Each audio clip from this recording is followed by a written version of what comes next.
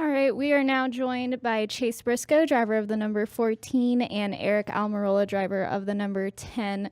For Stewart Haas Racing, if you have a question for either of these gentlemen up here, please raise your hand. We'll get a wireless microphone to you. Who would like to start us off? All right, we'll go right here.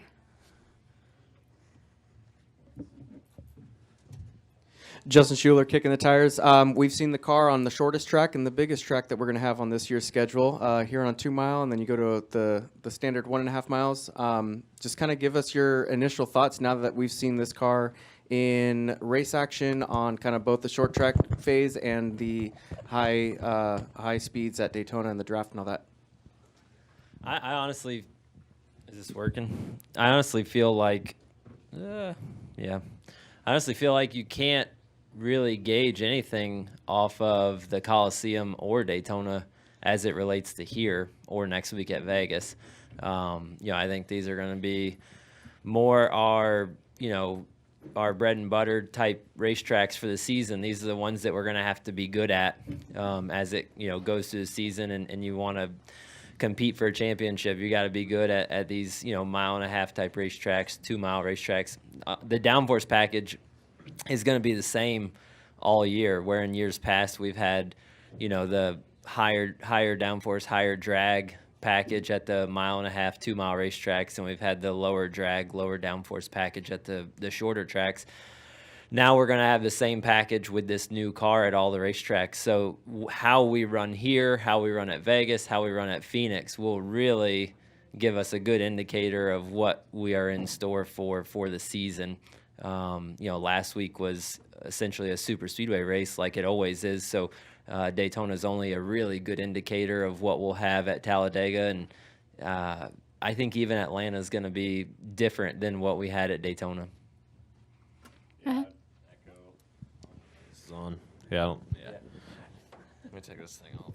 Yeah, I would just echo what Aric said. I feel like the short track deal, a lot of cars are probably going to drive pretty similar on a short track, or at least the look of it. And then, same with the super speedway. I feel like they're all going to have that same look and feel to them. So I think this weekend's definitely going to be the biggest test that we've seen out of the next gen car, not only from a driving standpoint, durability, kind of everything. This is going to be a really hard test, I think, for the car. Just how hard this racetrack is on equipment, how slick it is, a lot of things. So it'll be interesting how this race plays out. And then along with, obviously Vegas last week, and then we all have laps at Phoenix from testing. So it'll be definitely interesting to see how this week and next week go. And like Aric was saying, it'll be nice to have the same package everywhere we go. I feel like we can finally kind of learn some things.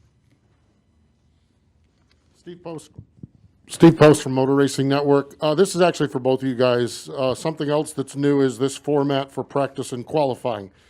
How do you guys approach your 15 minutes of practice? How do you approach it? How do you approach what's coming up here in an hour and a half? Yeah, I think that it's nice to have practice, right? We haven't had that over the last year and a half. So, really, how much can you change? Well, on the new car, you really can't change really anything. There's very, very minor adjustments. So it's more or less just to kind of get a shakedown, have a general idea what your car is going to do when it goes off into the corner, lap one of the race. And I think qualifying was something that needed to come back. Doing the metric deal week in and week out. If you got buried in points, you kind of just suffered the whole year. So it'll be nice to be able to qualify. But yeah, your strategy, I think, with how hard it is to change anything, especially at a big racetrack like this, where you're not going to get a ton of laps in general because it's a 40-second something lap. You just got to go run all the laps straight and hope that there's not a caution in there somewhere to kind of take away some time. So I think when you get to short tracks, you might be able to come in and make one quick adjustment, but outside of that, it's going to be hard to really change anything. So it's going to be crucial for the teams to really be on their game when they unload, and it's obviously hard to do that when we don't really have any experience with this car. So the simulators and things like that, they're going to just get more and more use, and it'll be interesting to see what teams can hit it right. Yeah, here you're just not going to have enough time. By the time you roll out, unless the car just drives awful on your first out lap, the travels are off or something like that, you're going to run all of practice.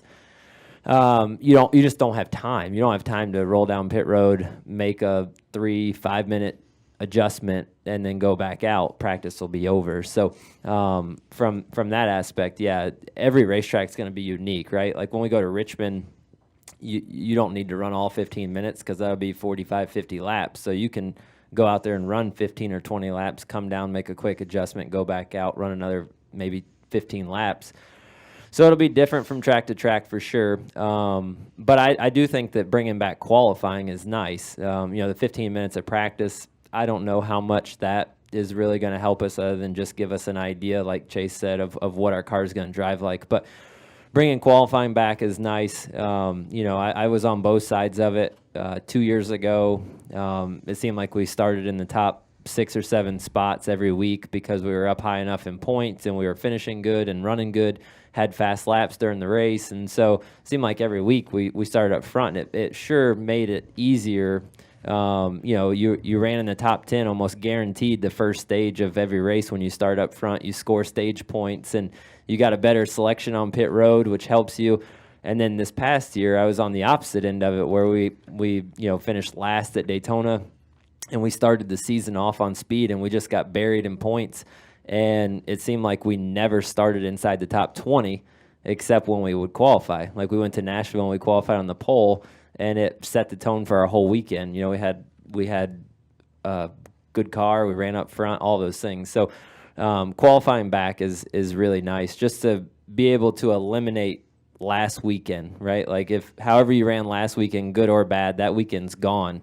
Where the last couple of years, like that always seemed to kind of haunt you and carry over.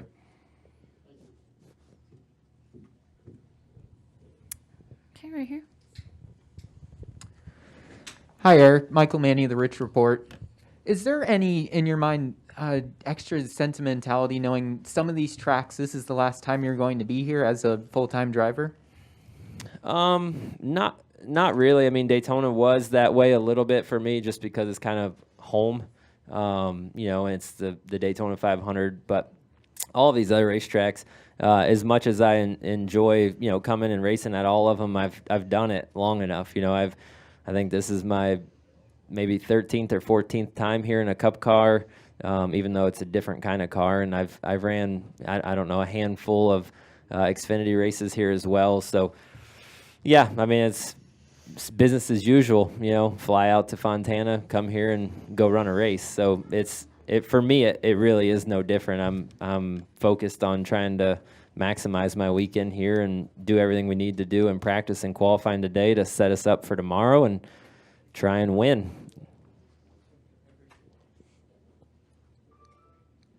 Additional questions? Okay. Kathy Brown, pinning outside the box. My question is for Chase. The last time you were here, you were in Xfinity, right?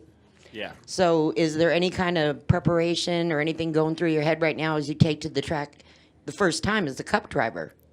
Yeah, I mean, it'll be different, like the guys you're racing against, the competition level. But, yeah, I mean, the good thing, I think, for me, coming in here as my first Cup race is I don't feel like I'm at a disadvantage like I would typically be. Everybody's not been here for over a year, but then now their first laps in this car on this racetrack are going to be here in practice. So, last year in the old car, I felt like I would have been at a disadvantage just showing up and racing and trying to figure it out. But now I feel like I'm on an equal playing field. So that's nice. But, yeah, I feel good about it. This is definitely a slick, wore-out racetrack, and I feel like that's always, done well for me in the past, other, racetracks statistically like this. So I don't know if the next-gen car, who knows if you're going to be able to slip and slide it around like the old car. But it'll be fun to come out here and, like I said, be on an equal playing field. Let's go back to Steve Post.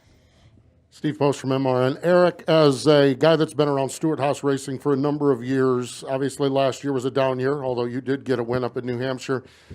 And again, knowing that we start really learning a lot this week, next week, and the week after, how do you feel about some of the changes there, Mike Bugaravich, some of the adjustments? How do you feel about Stewart Haas Racing as we get into this critical time of the year?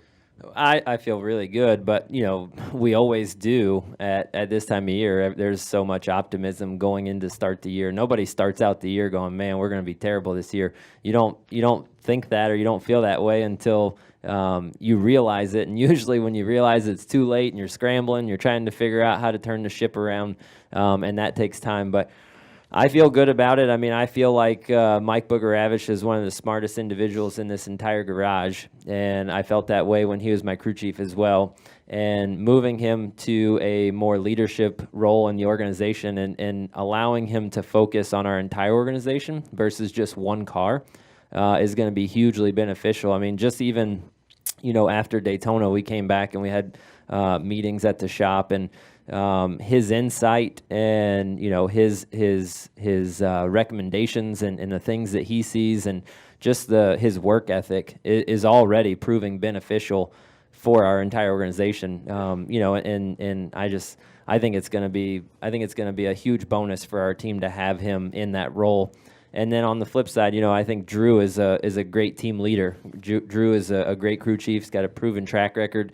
Had a lot of success when he was at Roush, and then he's been at teams that haven't had as much resources as what he has now at Stewart-Haas Racing. So I think he's going to be a great addition to our organization. So I feel good about it. I feel good about the direction we're headed on the shop floor, and just the way that the whole engineering group and everybody's going about trying to maximize this new car. It's a new opportunity for everybody, and it's really about who figures it out and sciences out all the nuances of this new car the fastest. Any additional questions? All right. Thanks for joining us, gentlemen. Yep. Good luck this weekend. Thank you.